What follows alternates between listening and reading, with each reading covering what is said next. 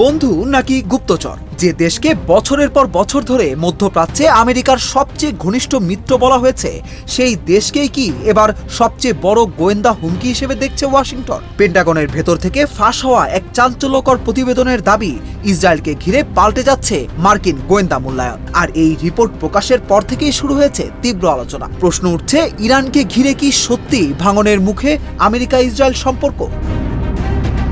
সম্প্রতি এনবিসি নিউজের এক প্রতিবেদনে বলা হয়েছে, মার্কিন প্রতিরক্ষা গোয়েন্দা সংস্থা ডিফেন্স ইন্টেলিজেন্স এজেন্সি বা ডিআইএ নাকি ইসরায়েলের গোয়েন্দা তৎপরতা নিয়ে তাদের অভ্যন্তরীণ সতর্কতার মাত্রা বাড়িয়ে সর্বোচ্চ স্তর ক্রিটিক্যালে উন্নীত করেছে। প্রতিবেদনে কয়েকজন বর্তমান ও সাবেক মার্কিন কর্মকর্তার উদ্ধৃতি দিয়ে বলা হয়, ওয়াশিংটনের আশঙ্কা, ইসরায়েল সাম্প্রতিক সময়ে মার্কিন প্রশাসনের ইরান সংক্রান্ত অভ্যন্তরীণ সিদ্ধান্ত, আলোচনা এবং নীতিগত অবস্থান সম্পর্কে তথ্য সংগ্রহের চেষ্টা বাড়িয়েছে।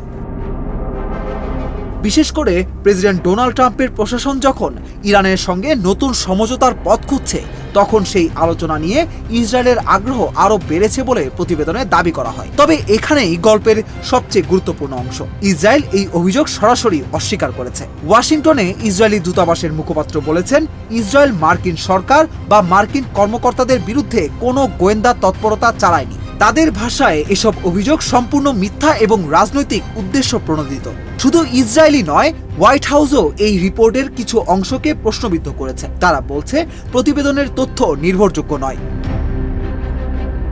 কিন্তু বিতর্ক থামছে না, কারণ এর মধ্যেই সামনে এসেছে ট্রাম্প ও নেতানিয়াহুর প্রকাশ্য মতবিরোধ। ইরানের সঙ্গে যুদ্ধ বন্ধ করে কূটনৈতিক সমাধানের দিকে যেতে চাইছে ওয়াশিংটন।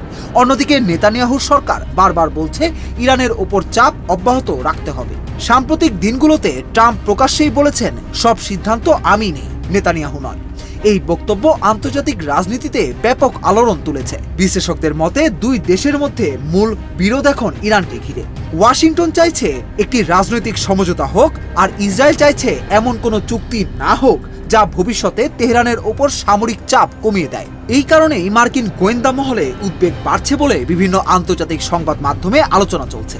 তবে মনে রাখতে হবে, যুক্তরাষ্ট্র ও ইসরায়েল এখনো ঘনিষ্ঠ মিত্র। তবুও প্রশ্ন থেকে যাচ্ছে, বন্ধুত্বের আড়ালে কি চলছে আস্থার সংকট? ইরানকে ঘিরে কি সত্যি আলাদা পথে হাঁটতে শুরু করেছে ওয়াশিংটন আর তেল আবিব? আর যদি সেই দূরত্ব আরও বাড়ে, তাহলে মধ্যপ্রাচ্যের চলমান সংঘাত কোন দিকে মোড় নেবে? এখন পুরো বিশ্বের নজর সেই দিকেই। কারণ মধ্যপ্রাচ্যের এই অদৃশ্য গোয়েন্দা যুদ্ধ ভবিষ্যতের বড় রাজনৈতিক বিস্ফোরণের ইঙ্গিত কিনা, সেটাই জানতে অপেক্ষা করছে সবাই।